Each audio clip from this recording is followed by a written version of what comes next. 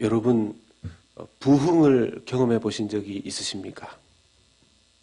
여러분 부흥을 위해서 기도해 보신 적이 있으십니까? 부흥을 경험해 보신 분들은 정말 하나님께서 역사하시는 것이 얼마나 귀한 줄을 압니다. 그래서 부흥을 경험해 본 사람들은 부흥을 위해서 기도합니다.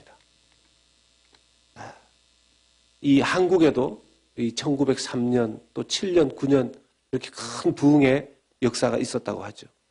그때 그 부흥의 역사가 있었던 덕분에 수많은 교회들이 생겨났고 그때 많은 사람들이 주님께 헌신했습니다. 그 부흥의 여파로 정말 한국 땅에 큰 기독교 역사가 일어났죠. 그런데 그 한국의 부흥을 위해서 사실은 영국의 큰 부흥과 미국의 큰 부흥이 기여했다는 사실도 우리가 기억해야 될 것입니다. 그런데 오늘날 얼마나 사람들이 이 부흥을 사모하는지 모르겠습니다. 여러분들은 어떠신가요? 오늘날 이 부흥이라는 단어와 이 부흥은 이 지난날의 추억처럼 되어버렸습니다. 남의 이야기처럼 되어버린 것입니다. 다른 시대, 옛 시대의 이야기가 되어버렸습니다. 왜 부흥을 사모하지 않을까요?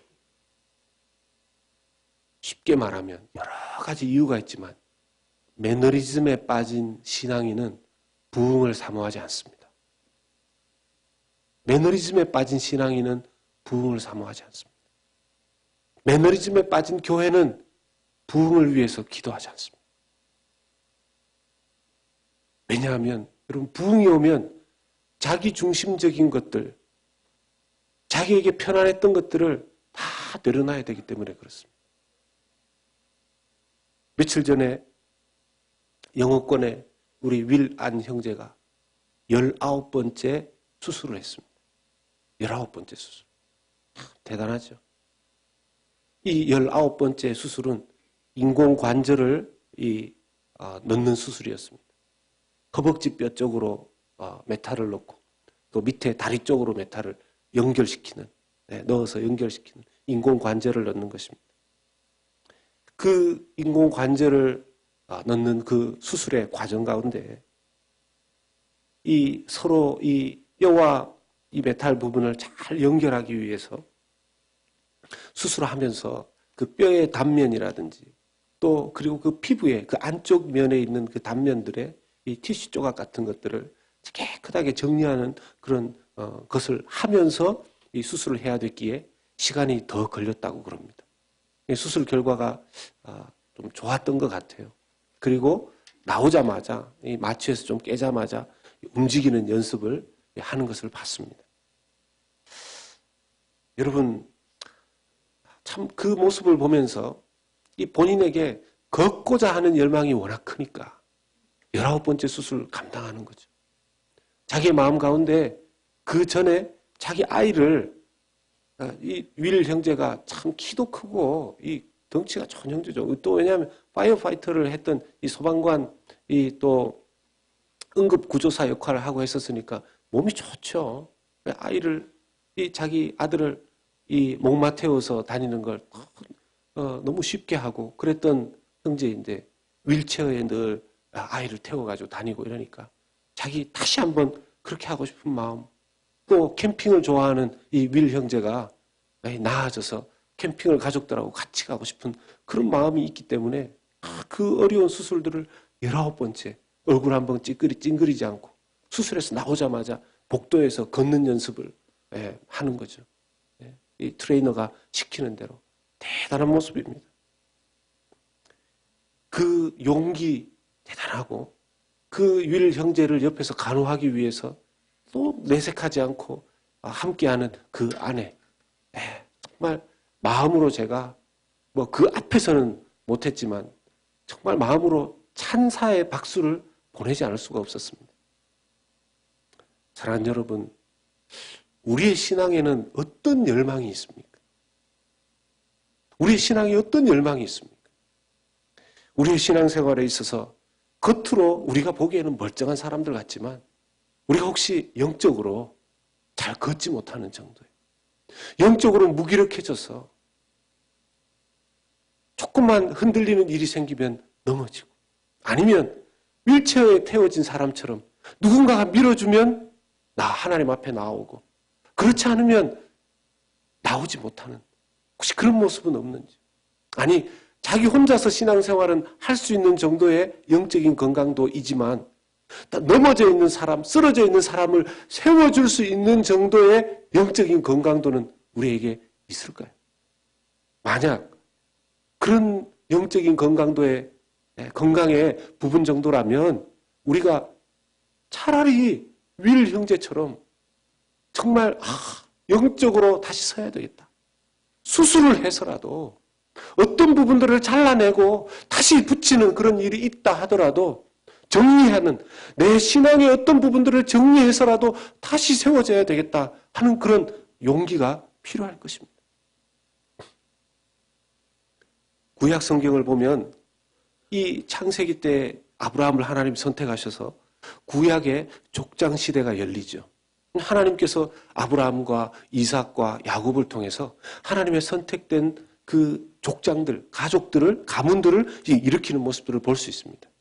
그리고 그것이 이집트에 가서 큰 민족을 이루게 되고, 또 나와서 가나안에 들어가게 되고, 그 가나안에 들어가서 그때부터 또 왕을 하나님이 사울 왕 세워지게 하시고 다윗 왕이 세워지게 하고, 근데 또 그 이후로는 계속해서 다른 왕들이 세워지는데, 이 이전에 아브라함과 이삭과 야곱 때까지 보았던 하나님과 인간 사이의 아기자기한 모습은 자꾸 사라지고, 이 사람들이 우상 숭배하면서 신앙이 변질되어져 갑니다. 계속해서 변질되어져 갑니다. 그래서 여러분, 성경을 보면 구약 성경이 창세기, 출애굽기, 민수기, 신명기를 지나서 그 열왕기, 이 사무엘 상하 이쪽을 지나더니만 어느 한쪽부터는 뭡니까? 선지서가 등장하기 시작합니다. 선지서가. 왜 선지서가 등장하죠? 선지자들이 했던 것이 뭡니까? 왕이 부패하고 제사장이 부패하고 그 이스라엘 백성들이 부패해져 가니까 하나님께서 선지자들을 보내는 것입니다. 나중에는 대선지자로 안 되니까 뭡니까? 소선지자들을 계속해서 보냅니다. 성경의, 구약 성경의 상당한 부분이 선지서로 이루어지고 있지 않습니까? 후반부에 가면, 구약 성경의 후반부에 가면 다 선지서입니다. 다 선지서입니다. 결국 구약 성경의 마지막도 말라기 선지자의 이 예언으로, 하나님의 경고로, 여러분 선지자가 했던 역할이 뭐죠? 경고였습니다. 경고. 하나님의 심판이 있습니다. 근데 심판이 하나님의 주 목적이 아니지 않습니까? 여러분, 어떤 부모가 자식을 망하게 하려고 하는 목적을 가지고 자식을 야단치는 부모가 어디 있습니까? 살리려고 하는 거죠. 살리려고.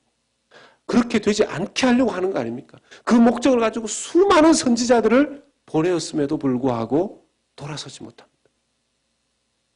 오늘도 우리가 함께 읽은 이 말씀, 하나님께서 요엘 선지자를 통해서 어떻게 해야 신앙의 회복이 일어날 수 있는가 하는 말씀을 이스라엘을 향해서 하고 있죠. 하나님을 믿는 신앙이 변질되고 매너리즘에 빠지고 우상 숭배에 빠졌습니다. 요엘서 2장 12절과 13절 말씀을 보면 주님께서 이들을 향하여 이렇게 말씀하십니다. 여호와의 말씀에 너희는 이제라도 금식하고 울며 애통하고 마음을 다하여 내게로 돌아오라. 우리는 회개라는 단어를 많이 사용하는데요. 이 회개라는 단어를 반성이라는 의미로 이해하는 경우가 많습니다.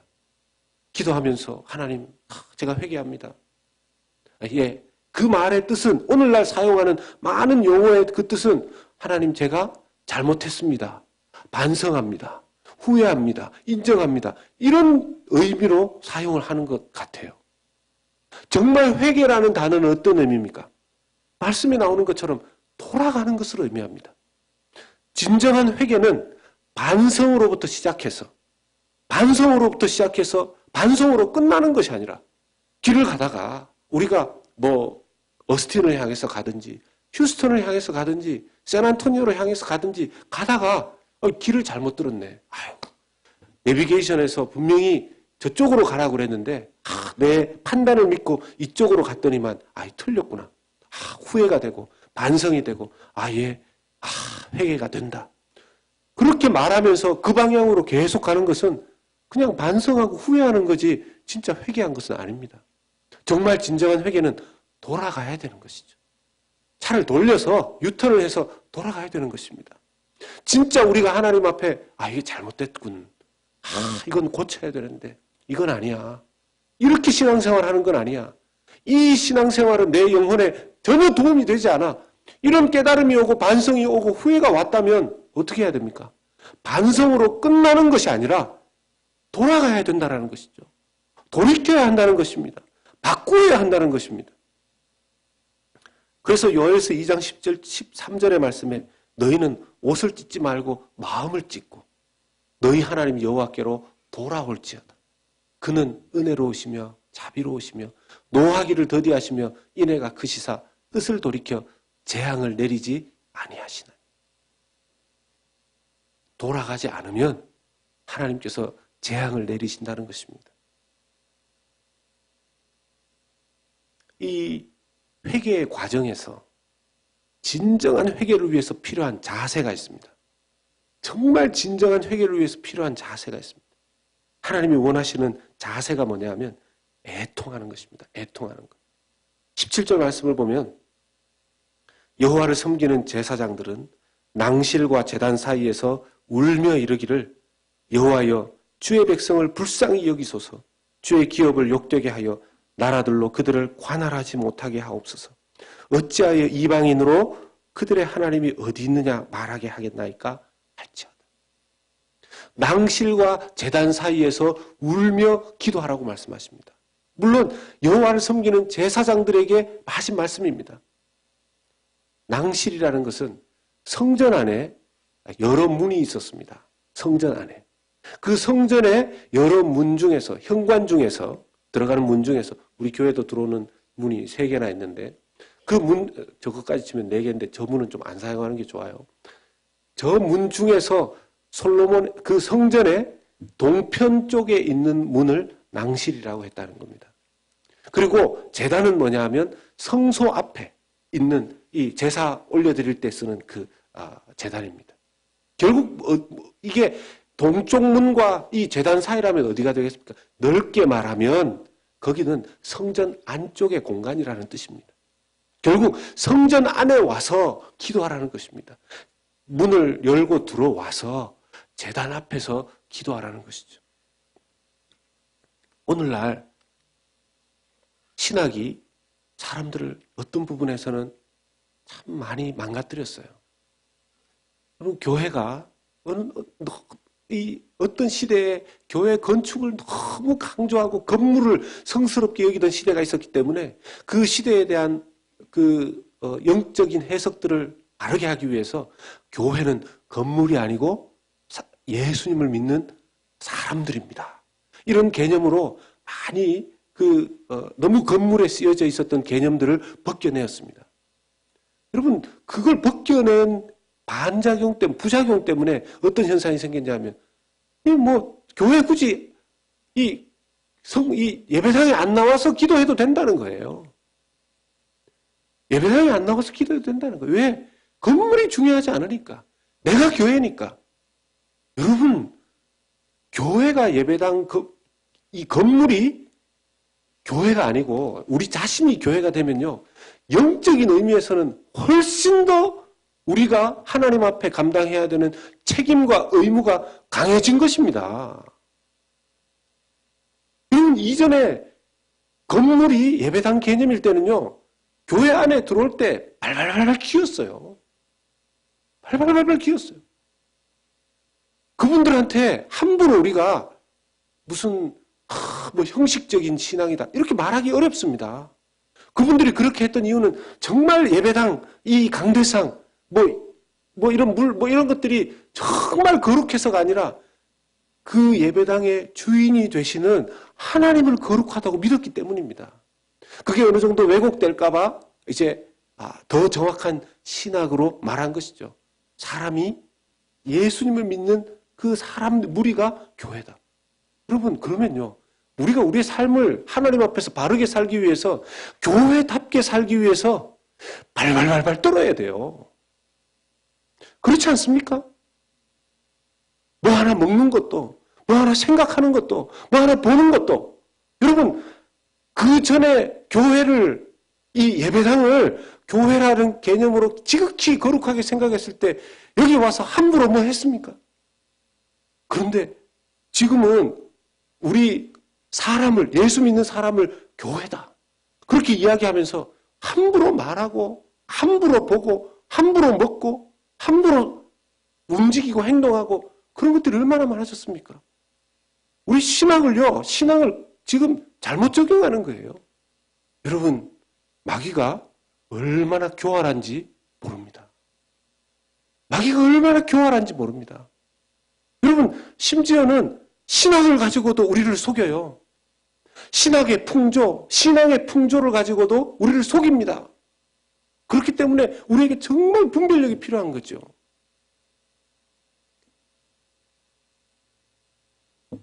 낭실과 제단 사이에, 제사장들에게 낭실과 제단 사이에, 제사장들에게 엉뚱한 데 가서 멍하니 있지 말고 성전에 들어가서 거기에서 무릎 꿇고 엎드려서 기도하라는 겁니다. 울며 기도하라는 거예요. 애통해 하면서 기도하라는 거예요. 왜? 요엘서에 나오는 크고 두려운 여호와의 날이 곧 올 건데, 제사장들이 너희들이 낭실과 제단 사이에서 울면서 기도하지 않으면 어떻게 되냐. 여러분, 이 요엘서에 등장하는 시대를 보면요, 하나님께서 그럼 너희들이 이제 봐라, 예배들, 소제와 전제물이 없어질 것이다, 그렇게 얘기합니다. 예배 드릴, 제사 드릴 제물이 없어질 것이다. 이 유명한 메뚜기 재앙을 예고한 그 부분이 요엘서 아닙니까? 메뚜기가 그냥 휩쓸고 지나갈 것이다. 너희들 그렇게 그 우상 숭배해서 농사 잘 지으려고 애를 써도 내가 메뚜기 한번 쫙 풀면 너희들 먹을 거 없다. 제사 지낼 수 있는 밀가루 한 줌도 만들어낼 수 없을 것이다. 크고 두려운 여호와의 날이 올 것이다. 여기서 요엘서에서 말하는 것은 그때 당시에 아수르나 바벨론이나 여기에 붙잡혀가는 것도 있지만요, 전체적으로 요엘서를 보면 이 크고 두려운 여호와의 날은 이 심판의 날을 의미하기도 합니다. 그 당대만이 아니라 그걸 준비하라는 거죠. 제사장으로서 가슴 치면서 울며 애통하며 기도하는 내용이 뭡니까? 주의 백성을 불쌍히 여기소서. 불쌍히 여기소서. 주의 기업을 욕되게 하여 나라들로 그들을 관할하지 못하게 하시고, 이방인들이 그들의 하나님이 어디 있느냐 이렇게 말하지 못하도록 제사장들 낭실과 제단 사이에서 울며 애통하며 기도하라는 것입니다.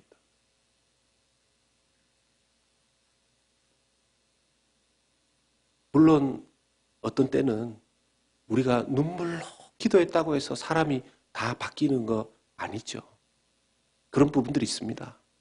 그런데 여러분, 그렇다고 해서 한 개인의 영적인 부흥이 일어날 때, 교회 공동체에 부흥이 일어날 때 눈물이 없었던 적은 없습니다. 잘 구분해야 돼요.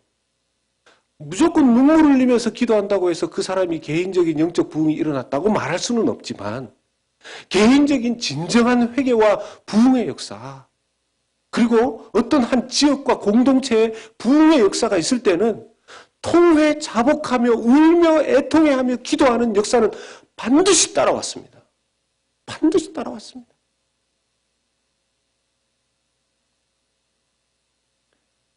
요엘서 2장 1절부터 6절까지의 말씀을 보면요, 앞으로 여호와의 날이 이르게 될 것인데, 요엘서 2장 2절을 보면 곧 어둡고 캄캄한 날이고, 요엘서 2장 3절 말씀에 보면 그들의 나중의 땅은 황폐한 들판처럼 되어버릴 것이라고 이야기합니다.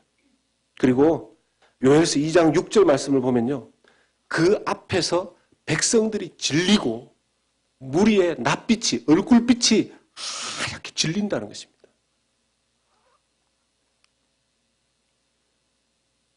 그들에게 이런 날이 오고 있다는 거죠. 그들에게 이런 날이 오고 있다는 겁니다. 그들에게 이런 날이 오는 이유가 뭘까요? 이스라엘 백성들에게 그런 날이 오고 있는 이유가 뭡니까? 그들이 하고 있는 우상숭배, 자기중심적인 신앙생활, 매너리즘에 빠져서 그렇게 신앙생활하는 거 아닙니까? 이스라엘 백성들의 이 모습을 보면서 우리는 어떨지 한번 돌아보십시다. 우리의 신앙생활 어떨지 한번 돌아보십시다. 여러분, 많은 사람들이 오늘날요, 예배 드리는 게 귀찮대요. 예배 드리는 게 귀찮대요. 또 주일이야. 벌써 주일이야. 성경에 보니까 그렇게 이야기했었던 사람들이 있더라고요. 정확하게. 말라기 1장 13절 공동번역을 보면요. 공동번역에 이렇게 표현을 해놨어요. 에이 귀찮아. 이렇게 투덜거리면서 바치고는 나를 우습게 보지 않는다고 하는구나. 만군의 야훼가 말한다. 너희는 남의 짐승을 훔쳐다가 바치고 쩔뚝거리거나 병든 짐승을 바친다. 그러는데 그 재물을 달갑게 내가 받을 것 같으냐? 나의 말이 그러냐? 하나님 그렇게 이스라엘 백성들에게 말씀하십니다. 저기에 보면요. 너희는 남의 짐승을 훔쳐다가 바친다. 이런 말씀이 있어요. 남의 것을 도적질해서 바친다. 이런 말씀이 있어요. 제가 여러분들 참 오해하지 마십시오. 참 두렵고 떨리는 마음으로 헌금에 대해서 잠깐 말씀드리고자. 저는 여러분들 아시겠지만 헌금 설교 거의 하지 않습니다. 설교 중에 헌금 설교는 거의 하지 않았습니다. 어떤 목사님이 제가 만났는데 그분이 매년 1월 첫째 주에 헌금 설교를 하신대요. 매년 1월 첫째 주에 11조와 헌금 설교를 하신대요. 대단하죠. 저는 간 떨려서 못해요. 그래서 제가 목사님 대단하시군요. 이랬더니만 옆에 있는 목사님은 한술 더 뜨시더라고요. 그분은 11조에 대해서 설교를 하면 이렇게 설교를 하신대요. 11조 안 하는 분들 도둑질한 돈으로 어떻게 자녀를 키우십니까? 이렇게 설교를 하신대요. 제가 아니 그게 목사님 그게 무슨 설교 내용입니까? 무슨 말씀인고 하니 말라기서 3장 8절 말씀을 그냥 말씀의 문자 그대로 믿는 분이셨어요. 사람이 어찌 하나님의 것을 도둑질하겠느냐. 그러나 너희는 나의 것을 도둑질하고도 말하기를 우리가 어떻게 주의 것을 도둑질하였나이까 하는도다. 이는 곧 11조와 봉헌물이라.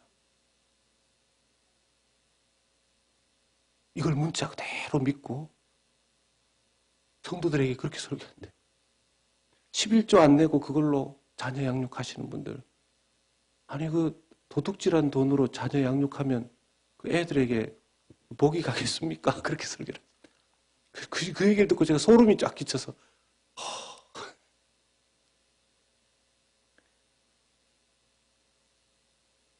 저는 뭐 그렇게 설교 못하죠. 그러나 그 말씀이 성경에 있다는 것에 대해서, 이 말씀이 성경에 있다는 것에 대해서 우리가 심각하게 고민해야 될 겁니다. 저한테 오셔서 그 말씀이 문자적인 것입니까? 아닙니까? 그걸 묻지 마십시오. 저는 그 말씀이 성경에 있다라고 믿습니다.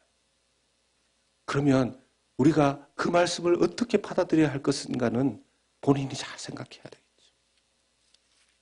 적어도 저는 저의 자녀들에게 이 말씀은 강조합니다. 말라기 3장 10절 말씀에 만군의 여호와가 이르노라 너희의 온전한 11조를 창고에 들여 나의 집에 양식이 있게 하고 그것으로 나를 시험하여 내가 하늘문을 열고 너희에게 복을 쌓을 곳이 없도록 붙지 아니하나 보라.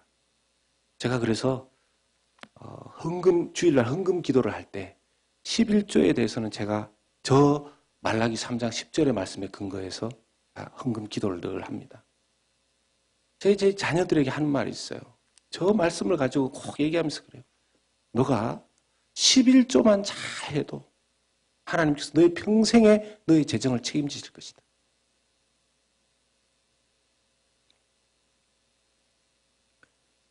여러분, 오늘 설교의 주제는 헌금이 아닙니다. 오해하지 마십시오. 그러나 우리가 드리고 있는 헌금과 우리의 신앙은 밀접한 관계가 있다는 것을 기억해야 될 것입니다. 하나님께서 왜 그들의 신앙생활에 대해서 왜 그 제사장들에게 낭실과 제단 사이에서 울며 애통해하며 기도하라고 말씀하셨을까요? 궁극적인 하나님의 목적은 살리시기 위해죠. 이스라엘 백성들을 살려주시기 위함이었습니다. 그들에게 은혜를 주시기 위함이었습니다. 더 궁극적으로는 그렇게 해서 자기의 매너리즘과 변질되어져 가고 있는, 화석화되어져 가고 있는, 무기력해져 가고 있는 우상화 속에 빠져 있는 그들을 살리셔서 은혜 주시고 그들에게 성령을 부어주시기를 원하시는 것이 여호와 하나님의 궁극적인 목적이셨습니다. 요엘서 여러분 잘 아는 말씀이죠. 2장 28절 29절 말씀에 그 후에 내가 내 영을 만민에게 부어주리. 너희 자녀들이 장래일을 말할 것이며 너희 늙은이는 꿈을 꾸며 너희 젊은이는 이상을 볼 것이요. 29절에 그때에 내가 또 내 영을 남종과 여종에게 부어줄 것이며. 여러분, 이 말씀 속에 늙은이가 꾸는 꿈은 뭐겠습니까? 젊은이가 보는 이상은 뭐겠습니까? 이걸 다양하게 해석할 필요 없죠. 성령이 임하면 꿈은 꿈을 말하는 거고요. 성령이 임하면 눈이 시각이 달라지는 것을 의미하는 거 아니겠습니까? 성령이 임하면 생각이 바뀌게 되어 있고 성령이 임하면 보는 관점이 달라지는 것이죠. 주님께서 그 성령을 우리에게 부어주시기를 원하시는 거 아니겠습니까? 여러분, 그런 의미에서 부흥이 뭡니까? 부흥이 뭡니까? 성령이 우리 가운데 임하는 것이, 성령이 우리 가운데 임할 수 있도록 우리가 우리 자신을 정리하는 것이 부흥의 우리의 준비요. 그 성령이 우리에게 임하는 그 자체가 우리에게 부어지는 부흥이 되는 줄로 믿습니다. 이 부흥을 사모하시기를 주의 이름으로 축복합니다. 이 부흥이 우리 교회 가운데 이루어질 수 있기를 주님의 이름으로 간절히 소망합니다. 제가 가끔씩 어쩌다가 자주는 아니죠. 어쩌다가 이제 외국에 갔다가 들어올 때 저희 직업과 또 직업을 물어보면 제가 패스터라고 얘기를 하죠. 그리고 그럼 너는 어느 교회 패스터냐? 이렇게 물을 때 제가 정말 그 말을, 여러분 우리 교회의 주정부의 영문 공식 이름이 뭔지 아시죠? 네? 제가 그때 그 세관원에게 입국 그 당시에 말할 때마다 제가 말하면서도 이렇게 막 소름 끼치는 게 있어요. The Korean Church of Dallas. 저만 감동인. The Korean Church of Dallas. 여러분, 달라스의 한국교회, 우리가 달라스의 한국교회 대표예요. 누가 그 이름을 쓸 수 있습니까? 제가 그렇게 딱 말하면 제 서류하고 일치하니까 그 입국 심사하는 사람이 꼭 저를 한번 쳐다봐요. 그때 제가 딱 당당하게 내가 더 코리아 처치 오브 달러스, I'm a church pastor. 딱 그러면서 긍지가 있는 거죠. 근데 여러분, 자칫 잘못하면 우리의 긍지가 뭡니까? 이스라엘 역사가 오래되면서 매너리즘에 빠진 것처럼 우리도 자칫 잘못하면 그 매너리즘에 빠진 긍지만 우리에게 남아있을 수도 있다는 것입니다. 조심해야죠. 조심해야죠. 우리에게 그런 매너리즘이 없는지. 우리 교회 건물요, 폐업부 다 했어요. 폐업 다 했어요. 별로 건물 페이먼트 때문에 걱정할 일 없습니다. 교육관도 있고요. 체육관까지 있어요. 여러분 달라스 안에 200개의 교회가 있다고 하는데 그 200개의 교회 중에서 체육관 가진 교회 한 20개 남짓 됩니다.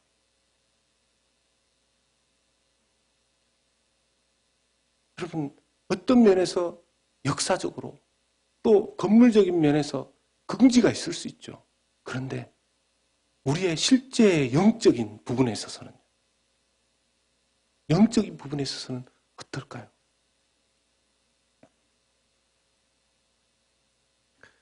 다음 주 월요일부터 특별 새벽 기도회를 합니다. 모르겠습니다.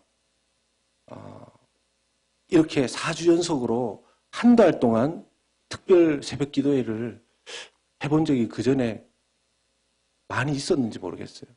좀 하셨었어요?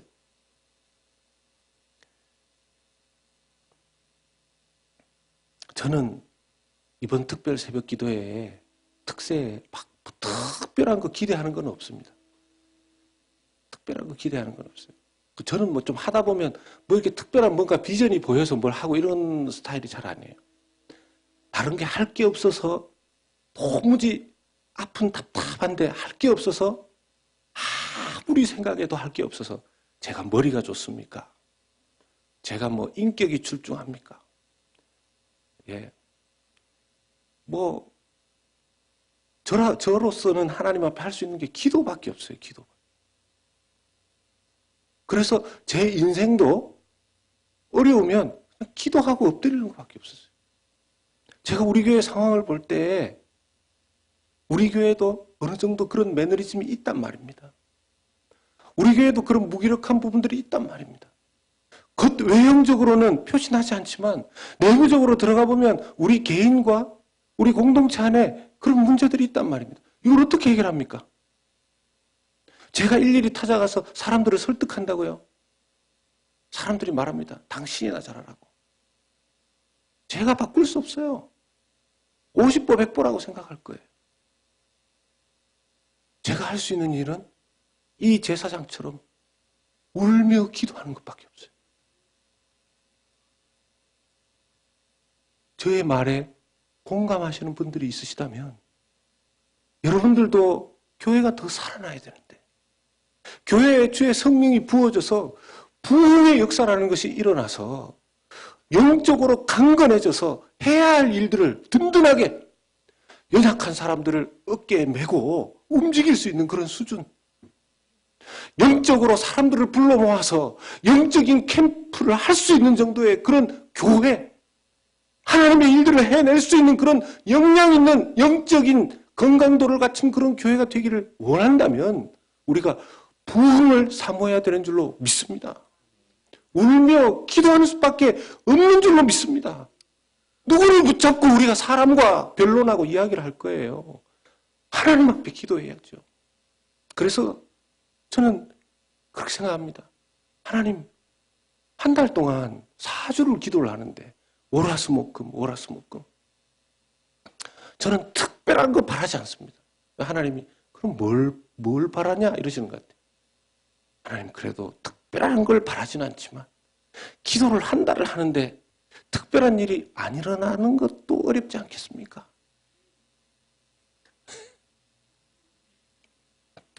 그럼 맞습니까? 안 맞습니까?